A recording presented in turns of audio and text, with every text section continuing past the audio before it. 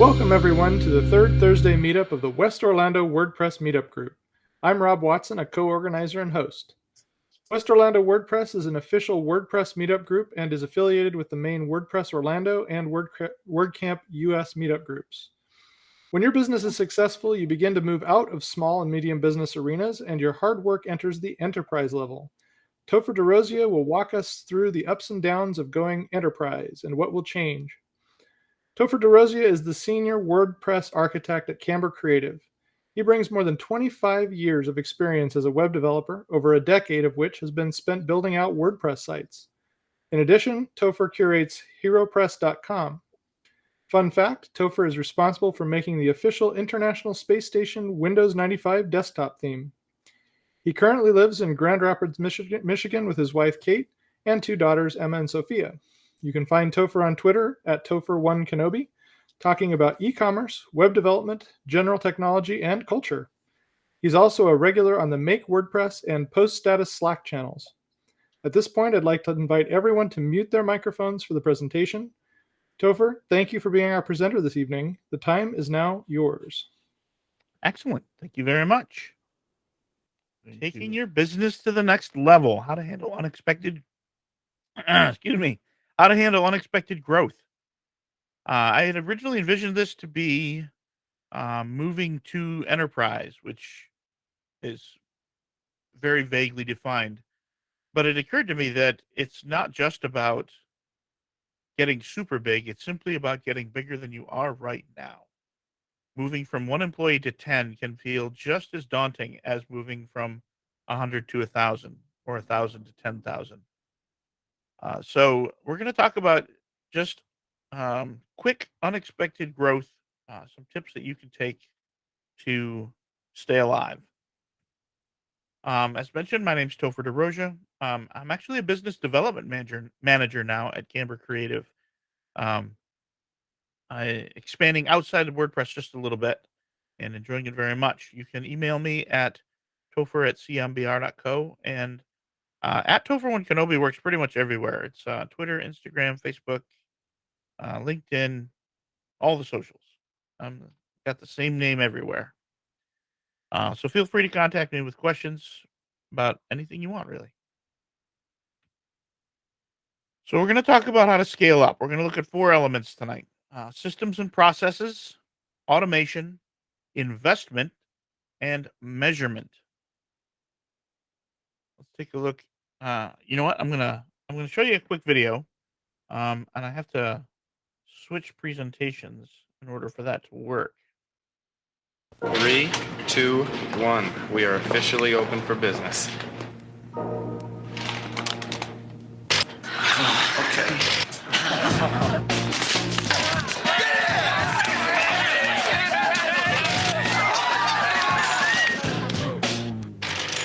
Facing a virtual reality? UPS can help you plan for it, manage it, and... I saw that video for the first time. I think it was maybe a Super Bowl ad. First time years ago, and it really made an impact on me. The idea that success can be a bad thing, and it's all about how you define success. If you grow too fast, it's going to melt down and blow up, and that's bad. So let's talk about systems and processes. If you can't describe what you are doing as a process, you don't know what you're doing. By W. Edwards Deming. And it's very true. If you can't say it, you don't know it. So let's talk about what systems and processes should be. So it needs to be simple to describe. Additionally, it needs to be well documented, because no matter how well you describe it to someone, they're going to forget. And so they need to be able to look up that answer without coming to you and stopping you from doing whatever it is you wanted to do, which is why you hired them in the first place, so that they can go and do that thing and free up your time. It needs to be repeatable. Whatever that person is doing, that system, that process, they need to be able to do it over and over again. And so you should have the process nailed down before you hire someone to do it, whatever it may be. So maybe you want to try 10 tools and each one has a different process. You don't tell that person, here are 10 tools. You figure it out. You want to pick one tool, build a process, make sure it's a machine that works over and over again, and then say to a person, okay, now do this and let it run. And then self-maintaining. When you hire a third person, you don't want to have to teach them again. You want that first person you hired to be able to explain it to the next person you hire, so you don't have to come back and keep reteaching, retraining over and over again. That's where both education of the employees and documentation come into play. And it needs to be repeatable. That's a little joke on being repeatable. Automation. These are quotes by Joe Casabona, who makes training videos in the WordPress community. I've automated significant parts of my business, including guest outreach and booking, project creation, and even workspace configuration. And then another one is outsourcing is not automation. So he is a solopreneur. He's still solo, but a number of his tasks as a video content creator could be automated. So he uses software to create folders, move files, send emails to editors, um, all kinds of stuff. And it dramatically reduced the amount of work he was putting in, and which essentially raised his dollar per hour as an entrepreneur. So let's look at what automation does. First of all, it provides time. It allows you to have things be done without doing them yourself. It provides time for thinking. If you are constantly doing, then you are never thinking about the future. You're not thinking about what could be better, what could be different, what you want to do. Um, Thinking is as important in every way as doing. You need to spend time alone in your office, staring at the wall for hours, just thinking. And that will make a huge difference in your company. It provides time for building new systems and processes. So you've got this one task that takes a long time. You build a system or a process and you get it running, whether it's automated, like with software, or a person is doing it. And then you move on. While they're doing that, you move on to the next thing and you build a system and process for the next task. And then that starts running by itself. And then you move on to the next thing. And pretty soon, everything's running by itself and it's a machine, and you have more time. Provides time for adding new elements to your business. Let's say you've got everything humming along, everything's um, running, people are doing their work, machines are running, software is doing its thing. You've done your thinking, and now you think, hey, we sell tennis shoes. Maybe we should also sell socks. What would that look like? I'm going to spend 6 months researching what it would take to make socks. Good ones. Where do we get them? Who makes them? How do we ship them? How do we market them with our shoes? Once all of the other things are automated and doing their thing, you have time to build new elements to your business. And now you're growing exponentially. And lastly, automation provides time for living. A lot of what Joe does with the time that he gets back from all that automation is play with his kids. As a solopreneur, well, you know what? I was thinking about this earlier. It's not just solopreneurs. There are entire genres of movies about CEOs of very large companies who almost lose their families because they're always at work. Um, it doesn't matter what size your company is. It it is easy for work to take over your life. And if you're mindful about that, automation can help you get that life back. Here's some practical options. Zapier and If This Then That are both online tools that integrate tightly via APIs with a huge number of software tools. Some examples are you could set it up so that when somebody fills out your guest book or your contact form on your website, Zapier can take that and copy out the information and put it into a spreadsheet and maybe multiple spreadsheets. Maybe it takes the zip codes and puts them all into another spreadsheet. And then Zapier can also communicate with Google Maps. So then you could have automatically created for you a Google map that shows pins and all the zip codes of everyone that's ever filled out your contact form. Um, just huge things like that. I mean, hundreds and hundreds of apps that it works with. So uh, you can automate just about anything. They have a free level. The pay level is not very expensive. Um, it's just it's really amazing. Text Expander is one of many tools that allow you to print a block of text based on a key binding. So I don't know, Command Shift D or something will print out a common response to an email in support. Text Expander is very popular with support companies because they get the same questions over and over again, and they often end up saying the same answer over and over again.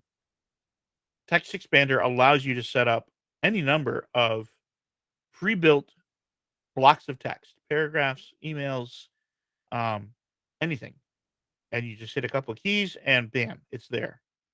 And even if you just had that already in a Google Doc somewhere, it saves you having to go over there, copy it, bring it back, and paste it.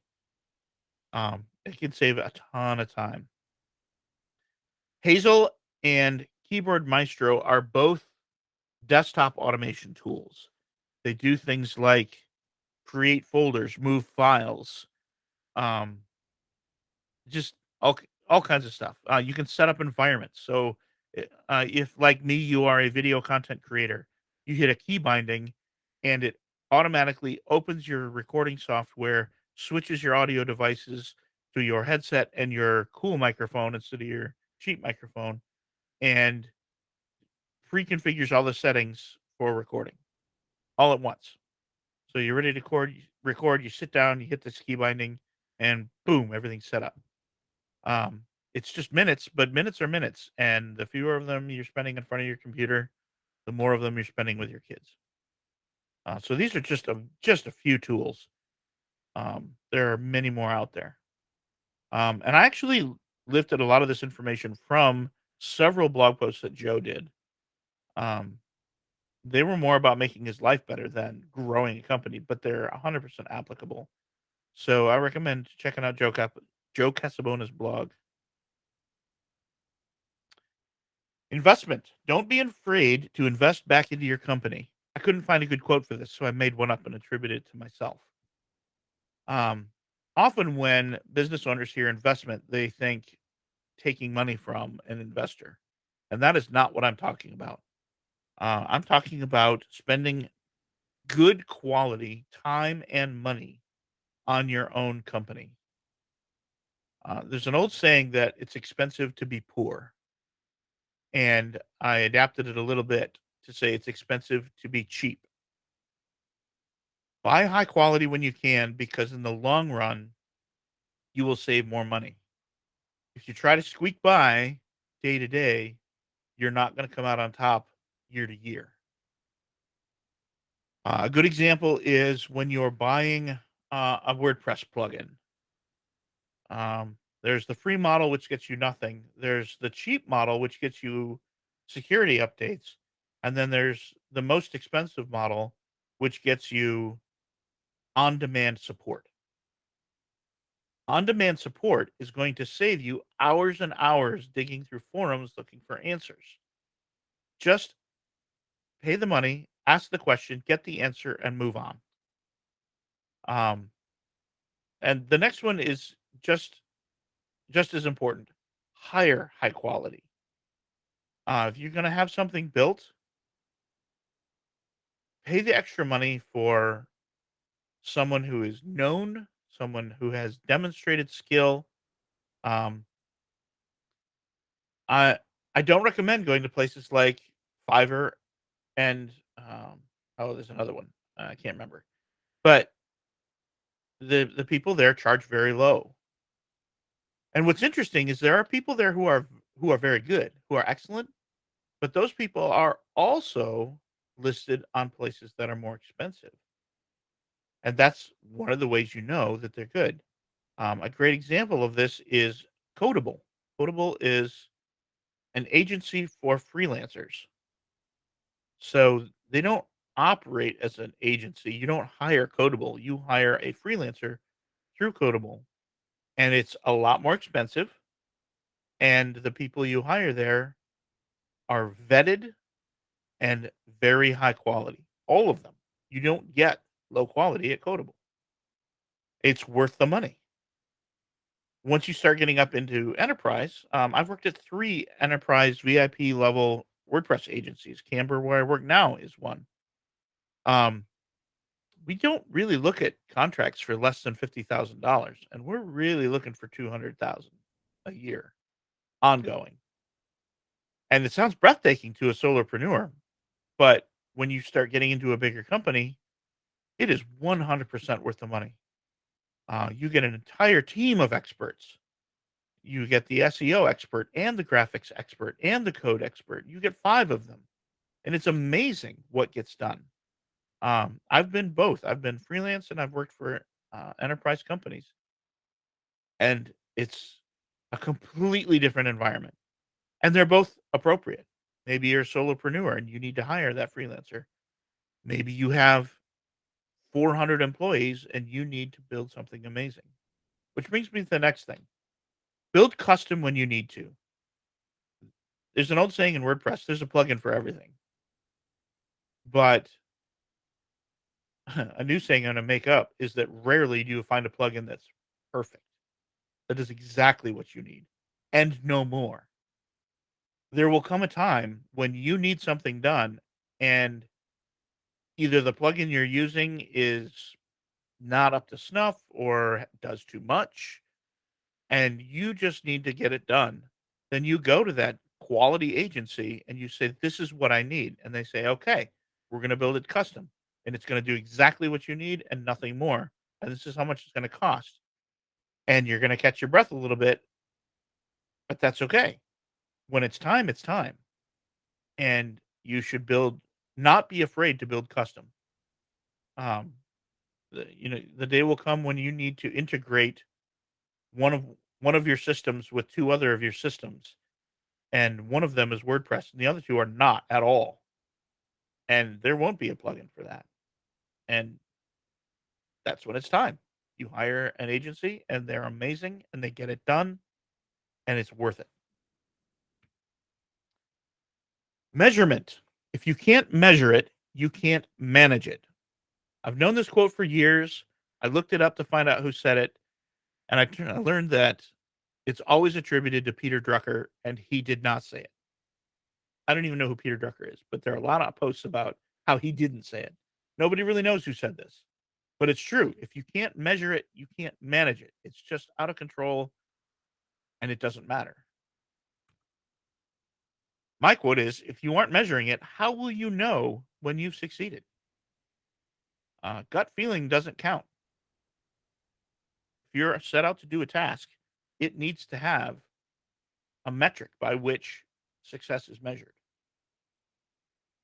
So let's look at what we should measure. Measure your time. How long does it take you to do a task? Measure it over time. Does it take more time or less time to do it today than it did a week ago or a month ago or a year ago? If it's taking progressively more time, it's not scaling and you need to fix it. Either you get rid of it, you change how you do it, you automate it, doesn't matter. It's going to get out of control and you need to fix that. If you're taking less time, you're winning. Maybe you just let it go and proceed to take less time all the time. Maybe you can have it take even less time. I don't know. Measure it, figure it out. Measure your finances. there's a cool website for personal finance that will look at your finances and tell you what you are paying for automatically. And people are almost always surprised to learn that their bills like Netflix and Google Drive and Amazon Prime and all their streaming things, all their music, all that stuff, they look at that and they go, wow, I had no idea I was spending all that money. Because it's automated. They don't think about it. You need to measure that and look at it over time. Are your finances out of control or not? Which brings me to my third one. Look for leaks. You may think you're on the ball. That's what this service does for your streaming services. It looks for leaks. It says, you're spending $5 a month here, $5 a month there, 10 there, $100 a month over here for this thing. I don't even use that anymore. What's up with that? Get rid of it. So measure your finances. Either do it yourself, get an accountant, automate it. It doesn't matter. You're looking for leaks. And then refine your processes. That's the point of measuring. As I mentioned with time, is it your time usage growing over time or shrinking over time? If it's growing, then you refine your process. You figure out what's going on. You make your changes and you fix it. And that is the end of my presentation. Let's go back to the beginning slide here and review systems and processes. Automate it. Make a machine do it. If a machine can do it, make a machine do it. Spend your time doing things machines can't do. Thinking, growing, working with people, talking to people. Do it yourself and make a machine do everything it can. Automation. That relates a lot to having the machines do it. If something can be repeatable, set it up and get that machine doing it. Investment. Don't be afraid to spend the money. Now, you have to scale appropriately with money, and the same with time. You're a solopreneur. He's like, I want 10,000 employees. I'm going to go take out $100 million loan right now. That's not going to work. But you can spend a little extra money on your software or your people or your services, and it will get you farther. I was just thinking before this thing, I thought you get what you pay for. And then I realized you actually get more than what you pay for. When you buy cheap, then you get what you pay for. When you buy appropriately, you get more than what you pay for, which is why it's called an investment. And then measurement. If you don't keep up with what's going on, you are flailing. You won't know when you're winning. You won't know when you're losing. And eventually it will catch up with you emotionally and psychologically, and you will crash and burn. So that's the end of my presentation. And I'm Topher, and this is where you can get a hold of me. Awesome. Thank you so much. This has been very, very helpful. A lot of wisdom here, a lot of good lessons learned. I'm sure that you've experienced a bunch of these things. I have experienced many of these things. I also have. But thank you so much for taking the time to go over these things with us. And we'll just switch over to the Q&A portion now. Thank you. Sure thing.